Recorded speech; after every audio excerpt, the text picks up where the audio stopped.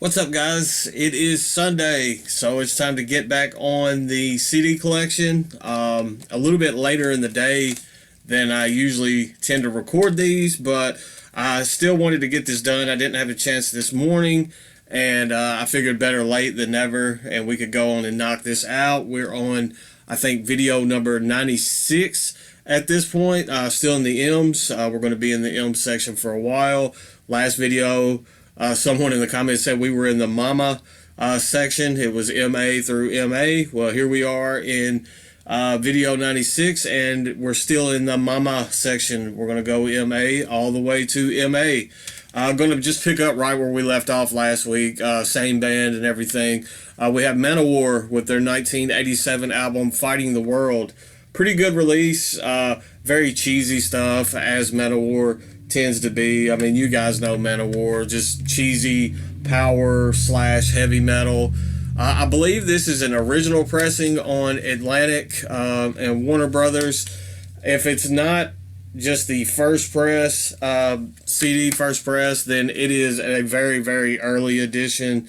This one, even the jewel case has that substantial feel to it. You can just feel the difference in the plastic and everything. It has a little tiny crack from the years. I don't know if you can see it on the camera on the back, but I'm just not changing this case out because it's been around since the 80s. So I figure, you know what, we'll keep it in that. Next up, I'm going to butcher this band name, so I do apologize. This is a very raw black metal project out of Hungary. I believe they're out of Hungary. This is Mata Hungel with Gerninin Van Angst. Yeah, I'm sorry, but that's the best I can do with that one.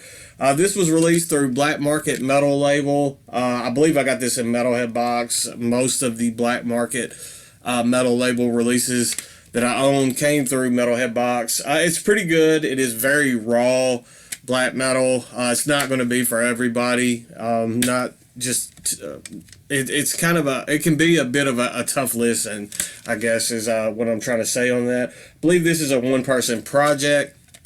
I found it to be quite enjoyable. I said I may have misspoke on where this band is from. I actually believe they're from Indonesia. Now that I kind of think on it for one moment, and I think that maybe that's why I said Hungary, but I believe they're out of Indonesia. And sometimes some of the bands from Indonesia have some very hard to pronounce names for me, and that might be why I struggled with that one a little bit. Next up, we have some ambient black metal. Ambient black metal and atmospheric black metal tend to go kind of hand in hand. This is Marble Bog with their second full length entitled Forest Heart. Yeah, there we go. I really like this album. I like this, and I like their debut full length. I say there, but it is I believe a one person project. I like this one and that first album. I don't own the first album. At some point, I would like to get that one in the collection. Marble Bog has a ton of material in their discography, but as far as my recommendations go, as far as picking up the material, it would be Forest Heart and that first album. I don't even think it's in English, but those would be the two that I would go for to listen to. I really like this one, but that first album is a very strong album as well. Some of the later materials go strictly ambient at some point, and I really didn't get into those as much, but those first two releases I really did find enjoyable. Next up, we have some doom slash drone metal. This is March Into the Sea with Church of the Void Swimmer. This one's pretty good. I do like some of the doomy passages and parts that this album kind of brings it into fruition. It does kind of get a little over drony, kind of drones on a bit too much for my liking at times, but all in all, it is a pretty solid album. I believe this band changed, I guess, this project. I think this is another one-person project. I could be wrong on that. Changed the moniker to, now I believe they're known as Urine, and they changed their soundscape up quite a bit when they changed that. But as far as their material goes, this is probably my favorite of their releases. It is the only full length that they released under Marching to the Sea, but I do like it. It does, though, just be warned, have a tendency to kind of drone on a little bit much for its own good. Next up, we have a band that I've really been getting into. Actually, just found them. I think it was in 2021 when their newest full length came out, and I started backtracking. I fell in love with that release, and I've been backtracking through their material ever since I found it. This is Marche Funebre. This is their debut EP entitled Horizon. This is a band out of Belgium. It's very melodic death doom, and I really like them. The first few albums sound a little different. The first than the last couple, I would say. I think their latest two albums are probably my favorite. But to be fair, I like it when a band does that. I like when you can kind of hear the progression going forward and they improve with each release, and that's something I can appreciate. It does help that my introduction was their latter material. That does kind of help with my sense of thinking their newest material is a bit better. Maybe if I'd heard them from the beginning, I might be thinking otherwise, but I do find everything that they've done enjoyable. This is their first full length. This is Marche Funebre with To Drown. Pretty good. As I said, just very melodic death doom. The first two full lengths have the theme of the naked woman on the cover. I mean, that's something that they could have stuck with. I don't think any of us will argue about seeing nude, beautiful women on the covers of albums. I know I won't. Here we go. We have Marche Funebre with Roots of Grief. And this is what the album here where I think they're really starting to come into their own. They're starting to find that sound that they've become kind of known for with especially the next two releases that I'm going to show. But it's really coming into the forefront. You can just feel some kind of change going on in the band with this particular release, and it's something that I really like. I just love when I can hear progression through a band's albums like this. It's something. It's kind of special when you can just hear them moving forward. This is Marche Funebre with Into the Arms of Darkness, and this rivals their newest album to me is my favorite material because I love both of these albums just about on par with each other. The cleans on this stand out as well. I think this album and the next album that I'm going to show, the clean vocals actually stepped up a notch and became a little better. Unfortunately, this one got a little damaged in transit. That's one reason I don't like digipacks, but what can you do? This was released through Hypnotic Dirge. The first track, Deprived Into Darkness, I really like that one, and I believe it's Lullaby of Insanity, track number 4. Probably my two favorite tracks on that particular release. And then we have the newest one, Inderlicht. This is Marche Funebre, and I actually was on Bandcamp when I found this band, and I just saw that artwork and it drew me in. I was like, man, that looks like something I would enjoy just from the album art. I mean, it wasn't a nude woman, but you know, the album art worked on that one, so I guess I can't knock them going with a new kind of visual style on their albums. Amazing release. Absolutely love this. It's one of those that has stuck around with me since 2021 when it came out. Or maybe 2020. Man, it doesn't even feel like it's been that long ago. But I'm looking at the back of the CD case and it's saying 2020. Maybe there's a new album on the horizon. That's something that I could get into. But man, I just love this release. If you're into Death Doom, I think you would like it. Especially if you're into kind of melodic death doom with some clean vocals. That's a band that I definitely recommend you checking out. And I would start with the newest album and just work your way back, kind of like I did. It worked for me, and I think you guys, some of you, it would work just as well for you. Next up, a band that I was very late getting into, which is a bit surprising. This is a band that you would think that I've been following all along. And this is one of their biggest albums, and I finally pulled the trigger on getting it. I listened to it again, and I absolutely loved it. Now I think I'm going to have to go back and start picking up some other albums of theirs, and it's probably going to be expensive, but that's what happens when you're late getting into stuff that you should have been listening to. This is Marduk with their Those of the Unlight album.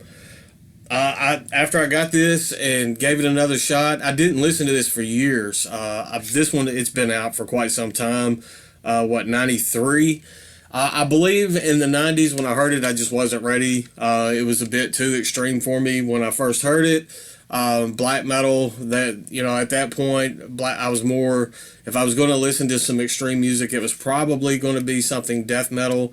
And there was some black metal, the stuff that I just couldn't get into. I think this kind of fell into that category at the time, and I just never really revisited it like I should. And then when I went back and did, I knew I needed to pick up a copy of this, and now I'm going to have to go through and start searching and picking up some more of their discography. But this is some amazing black metal.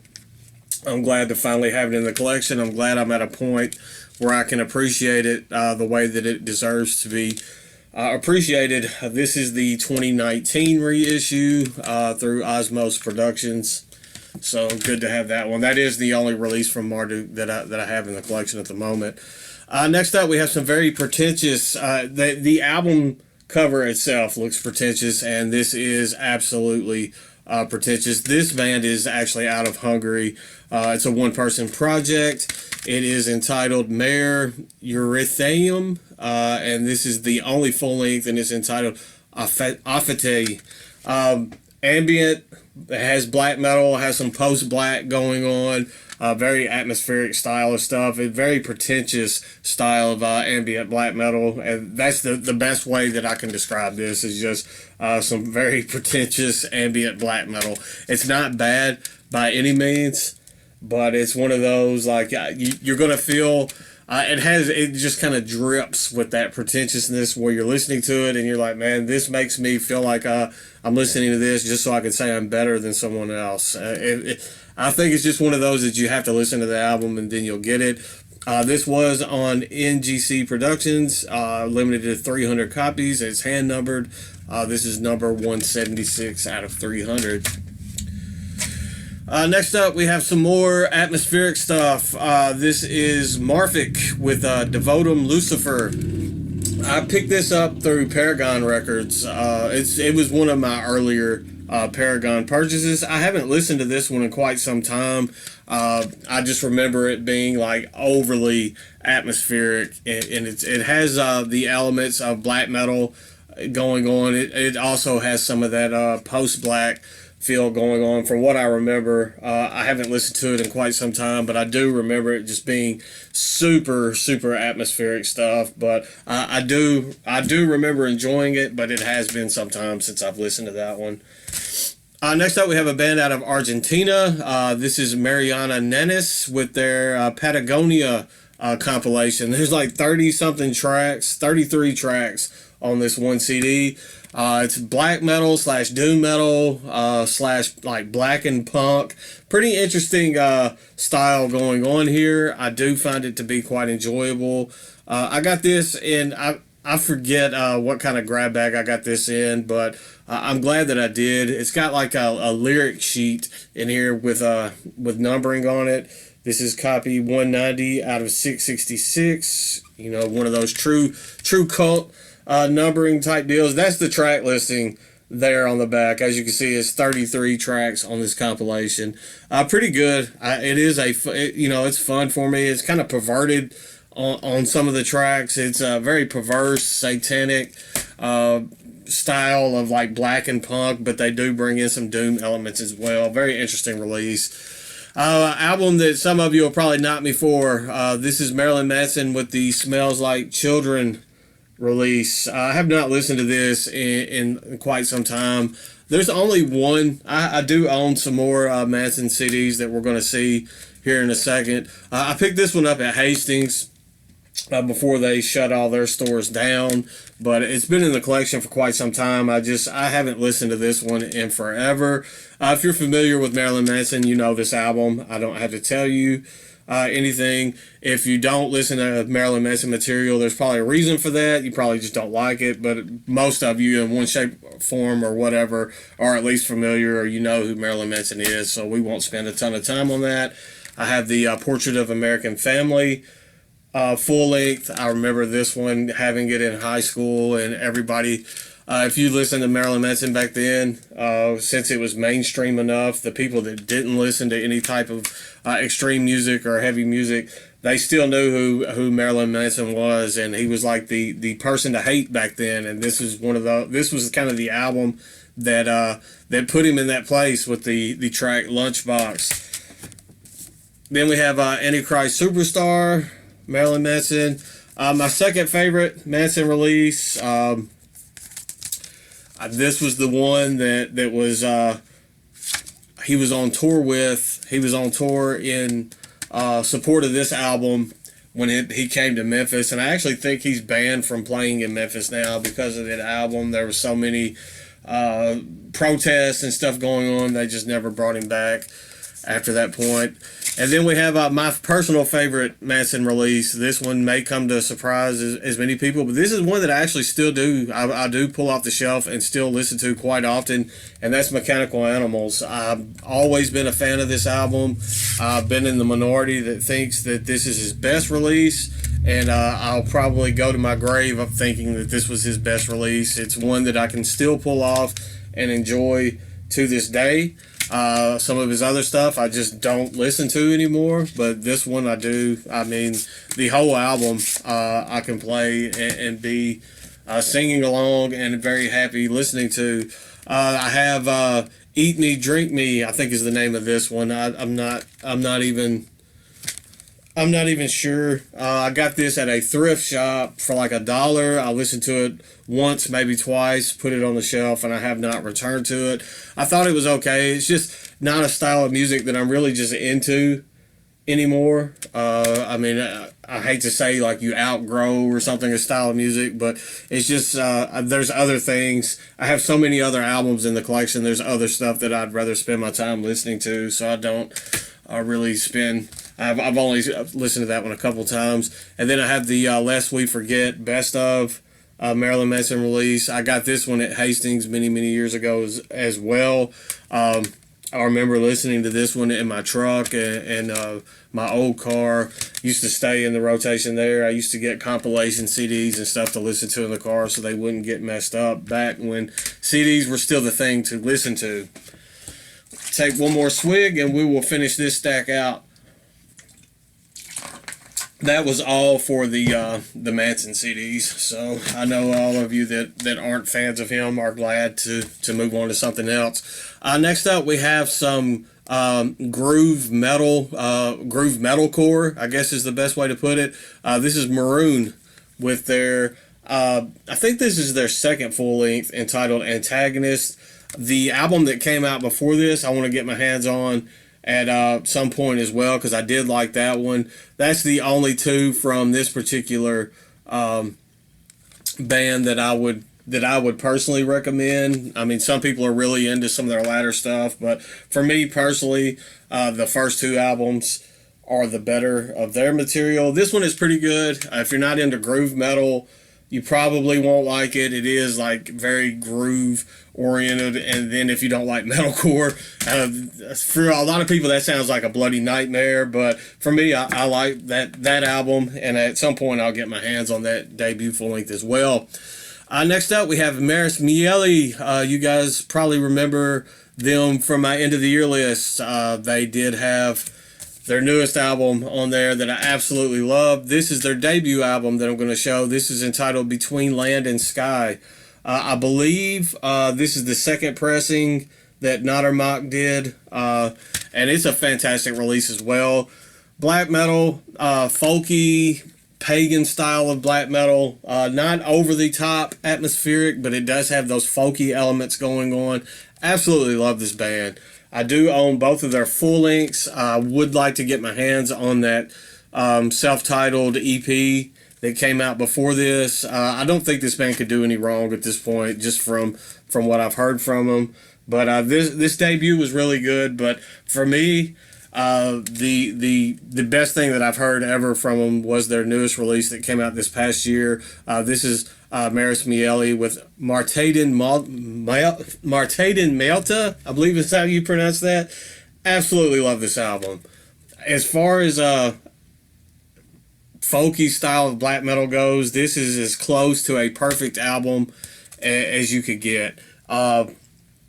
If you want to hear my real thoughts, my true thoughts, I'm not really getting it into words on this. You can go check out my album of the year video for this past year, and you can hear me go on about this one. It's just one of those albums. I don't return to it all the time, but when I do put it on, it only takes a listen, maybe two, and I just feel completely satisfied. It puts me in a good mind space, and I just feel full after listening to that album. I can't even pick out a standout track to you to check out.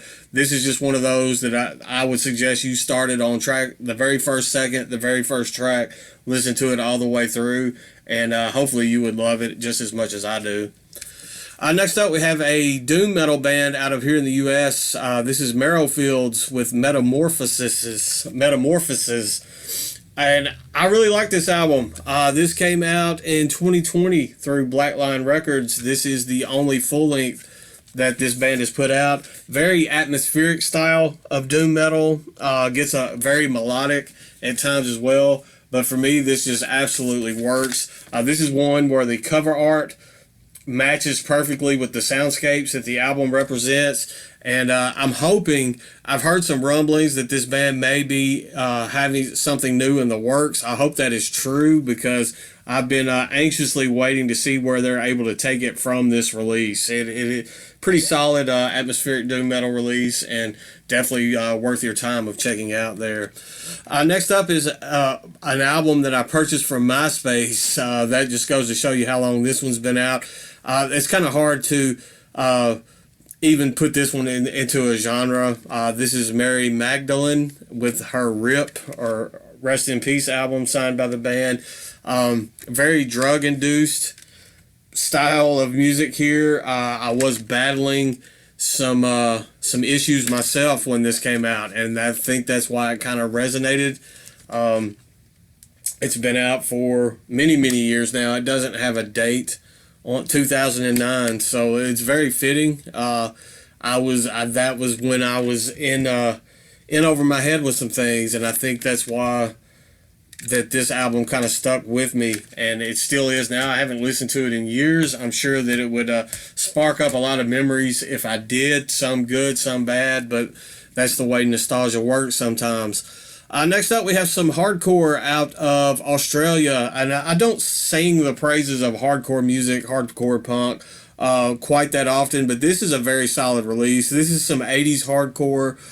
This is a reissue that Relapse Records put out a few years ago. This is Mass Appeal with Nobody Likes a Thinker, and this has the Nobody Likes a Thinker full length. It also has some of their demo. It has some 80s demo materials on here. It has some live tracks.